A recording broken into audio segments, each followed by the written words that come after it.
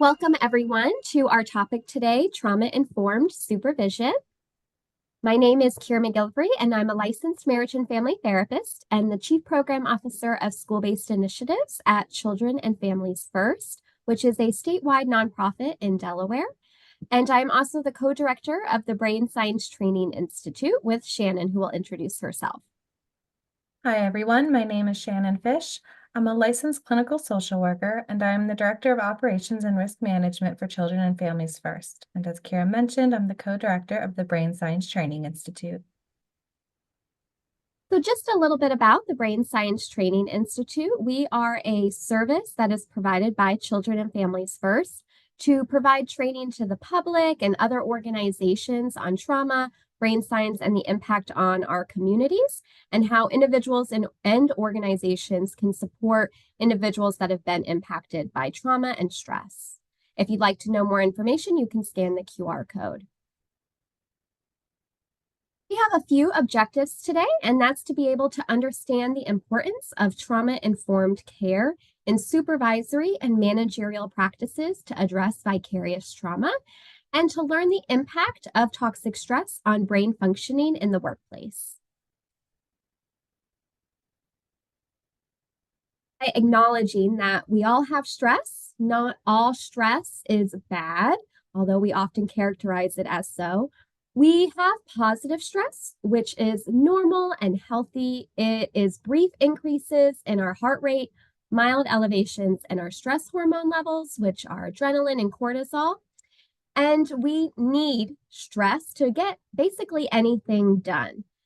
We also have tolerable stress, which activates our alert system, but we're able to regulate back down fairly quickly because we have supportive relationships around us. So something like a medical injury or the loss of a loved one could be quite stressful, but when we have supportive relationships around us, it makes it a more tolerable stressor. And then we have toxic stress, which is the prolonged activation of our stress response system absent of those protective relationships. And so this is where we're getting large doses of those stress hormones, adrenaline and cortisol, and we don't have the coping skills or the supportive relationships around us to help kind of make it a more tolerable stressor. All right, so we are going to talk about how toxic stress impacts the brain. And in order to do that, we first need to kind of understand the brain and how the brain works. And so we're going to become neuroscientists for a little bit and learn about the brain. So I'm going to use my hand for a portion of this to kind of describe the development of the brain and how it works. So we have what's called our downstairs brain. Our downstairs brain is our oldest, most primitive part of our brain, and it houses our brainstem, which is in charge of our most basic functions: breathing, heart rate, reproduction, digestion, blinking, basically everything happening at an unconscious level. Also within our downstairs brain is something called our limbic region, which houses our very strong emotions like fear and anger and love. And then we have something called the amygdala, which is represented by my thumb here. And it is our alarm system. It alerts us to potentially life-threatening situations. And so everything in the downstairs brain is happening unconsciously. Then we have our upstairs brain, which is represented by my fingers here. Our upstairs brain is our rational, logical, decision-making brain. It is in charge of thinking and planning and self-reflection and trust and empathy. It is our human brain that separates us from other animals. Specifically in our upstairs brain is something called the premedial cortex, which is located right here on my fingers, or right here if you were looking at yourself in the mirror. And its role is to, has many roles. One of its roles is to regulate the amygdala specifically. So I'm going to kind of describe what this looks like in real life. So I'm going to assume that you all have been driving before and you've been in a car and had that almost experience of being in a car accident. Now, there was no car accident, but there was just that almost experience of one. And you might have noticed that your heart started pounding really quickly. You might have tightened up on the steering wheel. You might have cursed, and that's okay. Those are all downstairs brain reactions. So, what happened was your amygdala sounded the alarm, and your downstairs brain started sending all these signals to make adjustments to the potentially life threatening situation. Now, when the amygdala sounds the alarm, it actually hijacks our upstairs brain. So, it hijacks that rational, logical decision making part of our brain because it wants us to react as quickly and efficiently as possible. And in order to do that, it has to block those connections.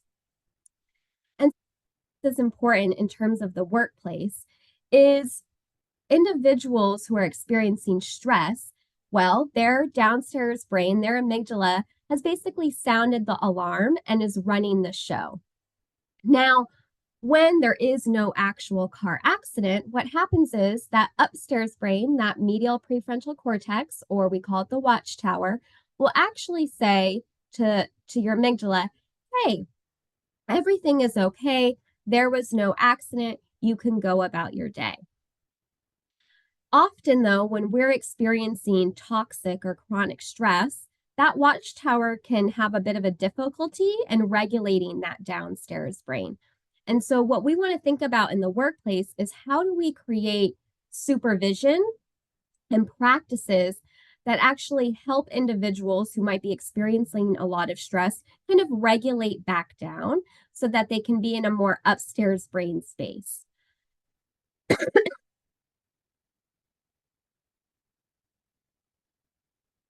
So let's talk a little bit about why trauma-informed supervision. Well, we know that about 1 in 5 adults aged 18 or older reported a mental illness in 2016.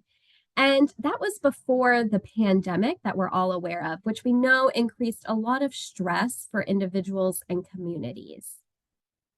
We also know that 1 in 6 adults surveyed across 25 states reported 4 or more adverse childhood experiences, or ACEs. And if you're unfamiliar with the research on ACEs, we would encourage you to look it up. But the ACEs study basically demonstrated that there is a connection between the experiences that we have as a child, so a parent having a mental health concern, being bullied, having separation from a parent, and more. And that actually can impact our long-term health outcomes. And so again, that study was adverse childhood experiences, and you can actually look at the Center for Disease Control and Prevention for more information. So now that we know that employees, because 1 in 5 adults have experienced some sort of mental health concern, and that includes our employees, are coming from, we need to look at how we can actually provide supervision and management that is going to address some of the stressors that they may be coming into the workplace with. And so, trauma informed supervision or trauma informed care is a way that we can approach staff that addresses their well being as well as the organizational tasks that they need to complete as well. And so, the first thing that we want to think about when we are talking about supervision is that there are different approaches to trauma informed care.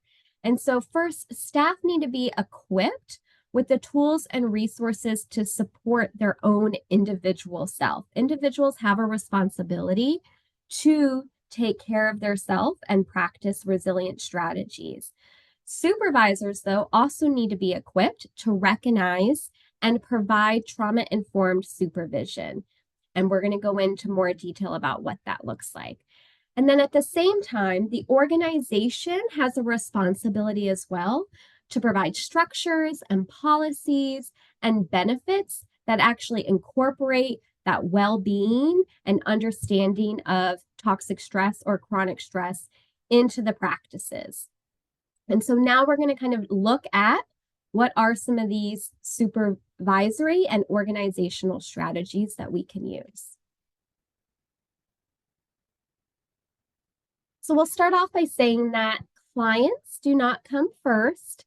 that employees come first, and if you take care of employees, they will take care of the clients.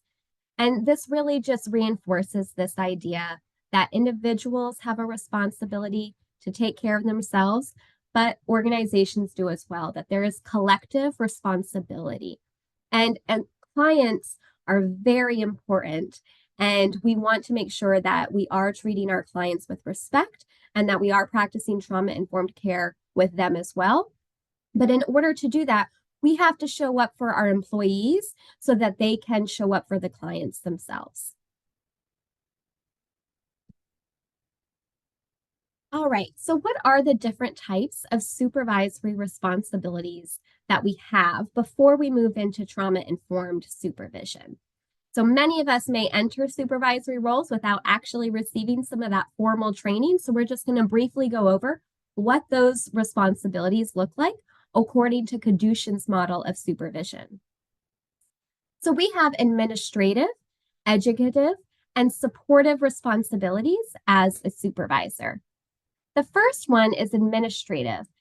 Here is where we're really looking at helping the individual and the organization as a whole look at the organizational vision, mission, and goals. And so here we're promoting productivity. We're assessing and minimizing risk. We're ensuring compliance with all of our different policies and procedures. We're talking with our individual about the quality of the work and how we can use resources effectively to support our client and the organization as a whole. In educative, we are encouraging individuals to look at their options rather than just give advice. We're teaching here, we're facilitating learning, we're coaching. We are helping staff develop understanding and skills that they need to be able to provide that quality of work that we're looking for in administrative. And we're helping them at looking at other different perspectives. And then in supportive, we are talking about well-being with the staff. Our aim here is to prevent and reduce stress, increase self-esteem and confidence in the work that the individual is doing. And so this may look like validating the individual, listening to them on maybe sometimes things that aren't necessarily work related, but maybe impacting their work, and solution seeking and problem solving. And so trauma informed supervision really crosses all three of these responsibilities, although it's most commonly thought of as supportive. So here are kind of our supervision modalities. So they kind of range from what we call formal to informal and individual to group. And so every supervision relationship should have what we call formal supervision. This is scheduled, routine supervision with a set agenda. So we want to make sure that an individual knows that they are going to have a time where they're going to be able to speak with us one-on-one or in a group.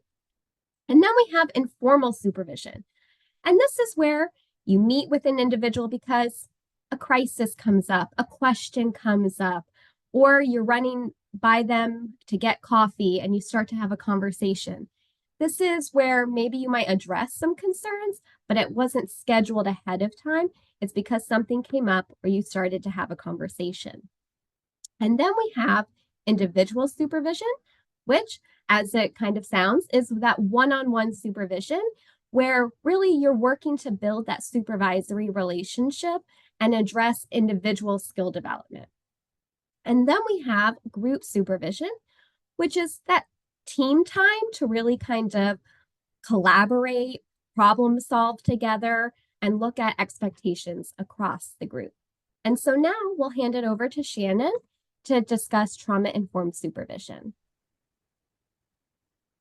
So historically, supervision has really come from kind of this idea where a staff member is missing the skills to do their job effectively, and the supervisor has to come in and teach them and solve the problem.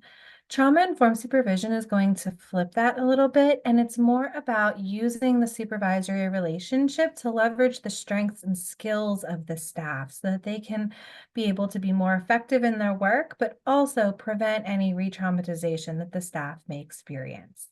So we'll discuss some kind of framework and principles to leverage that relationship. And this starts first with these kind of core principles that we have within trauma-informed supervision. So these five guiding concepts are kind of the stance that a supervisor takes within their supervisory relationship. They're the foundation of what we're going to be looking at in all of our interactions, whether you're meeting one-on-one, whether it's formal or informal, you're going to make sure that you are meeting these skills. So it starts with safety, and then we have trustworthiness, choice and collaboration, empowerment, and we'll also talk about how EDI plays a part in the supervisory relationship.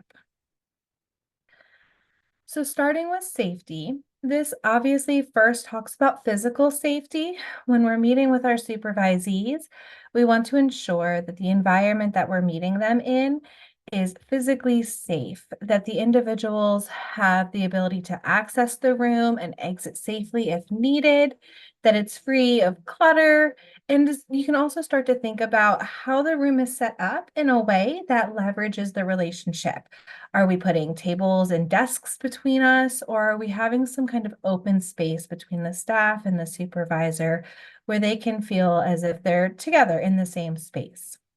But also within safety, and somewhat more critically, is emotional safety. This is the idea that the supervisor creates a genuine and authentic relationship with the staff so that the staff member feels really comfortable bringing up their concerns, bringing up their challenges, raising issues that they might be having, and is comfortable being able to do self-reflection within that supervisory relationship.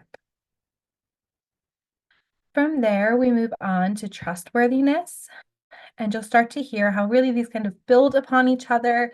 They're not necessarily going to separate out. But within trustworthiness, the supervisor is showing up consistently for the supervisee in a manner where the supervisee or the staff comes to learn that this is how my supervisor acts, how they carry themselves. If I come to them with this issue, I trust that they will respond in this way because they've responded this way again and again and again.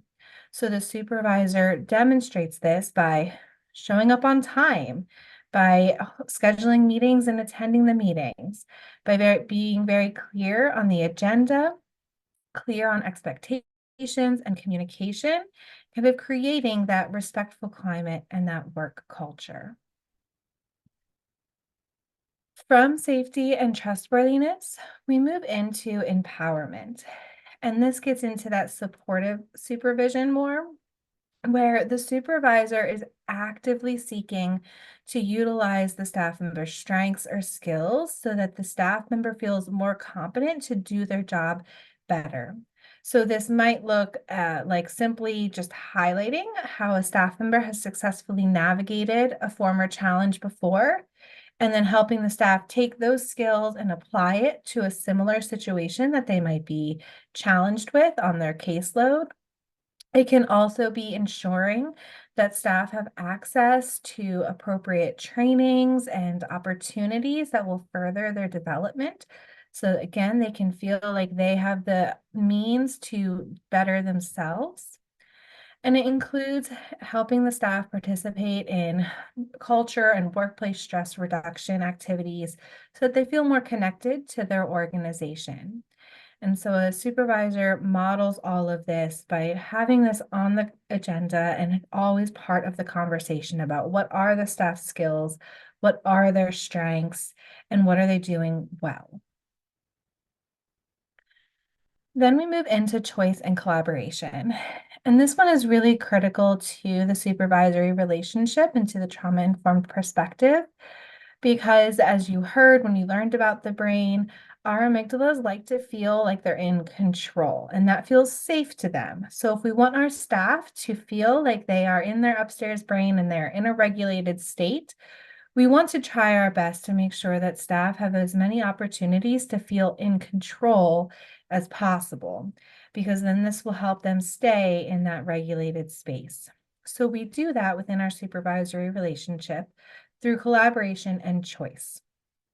Within supervision, this looks like finding ways to navigate the challenges that they might have instead of dictating to the staff how they should solve a problem.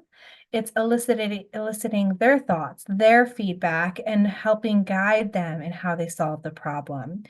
When we're introducing new skills or new administrative tasks that they have to do, it's introducing the concept and then asking them how they're going to get it done. And again, giving the guidance when they get stuck, but always seeking to find their voice and their say in how they're going to leverage that job expectation or that task that they need to do.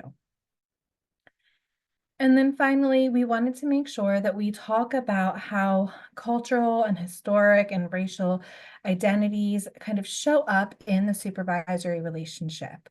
We understand that one of the types of trauma that individuals experience that they carry into the workplace that creates concepts of toxic stress and burnout is the impacts that they might have experienced from historical trauma or racism or social injustice and discrimination.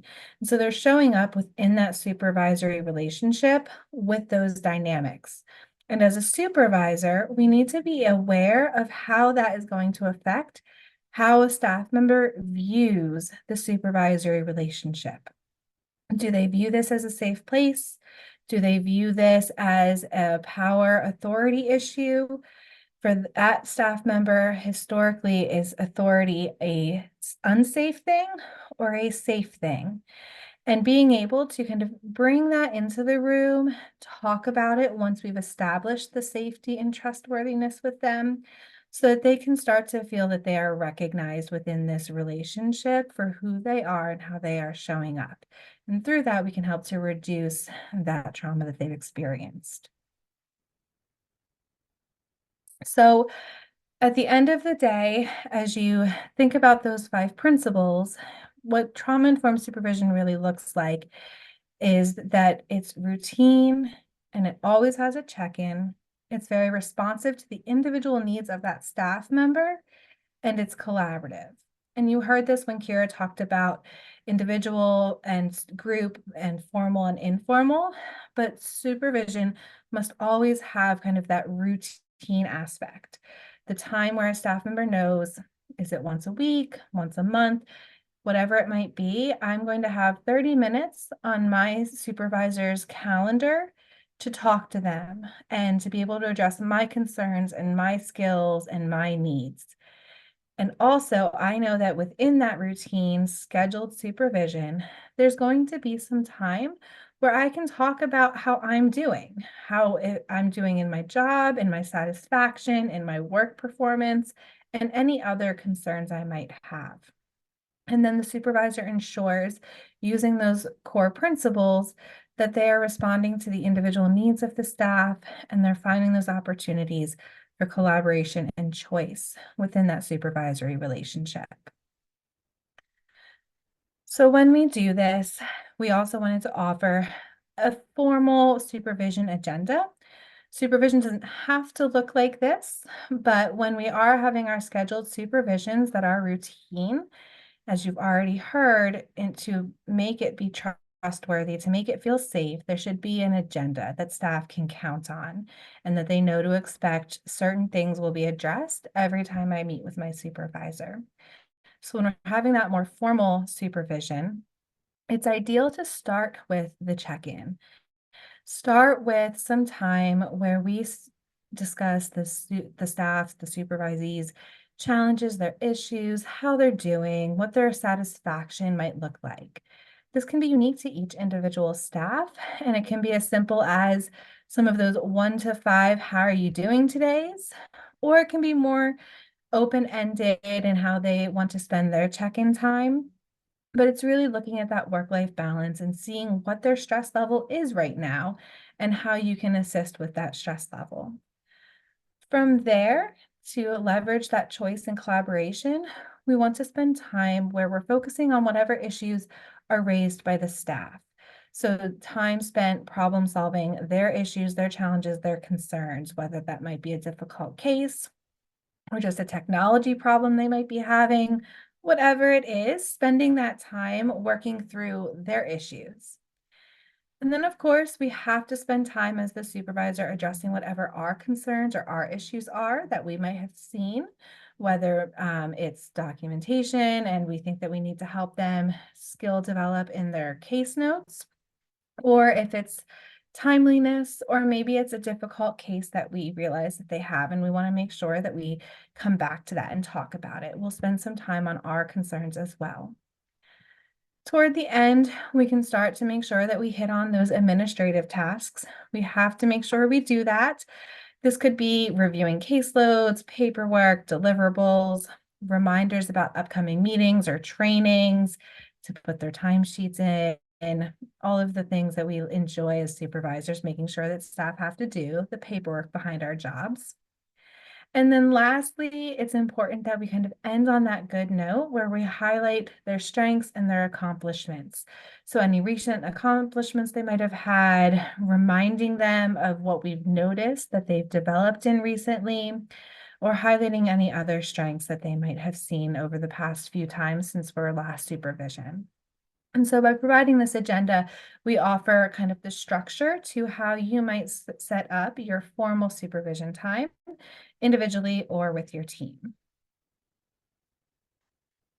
And so lastly, we offer some references from where we pulled trauma-informed supervision information, and you can look up some of these and they'll be available to you as well. We thank you for your time today, and we hope that you log in and participate in some of our other Brain Science Training Institute training modules.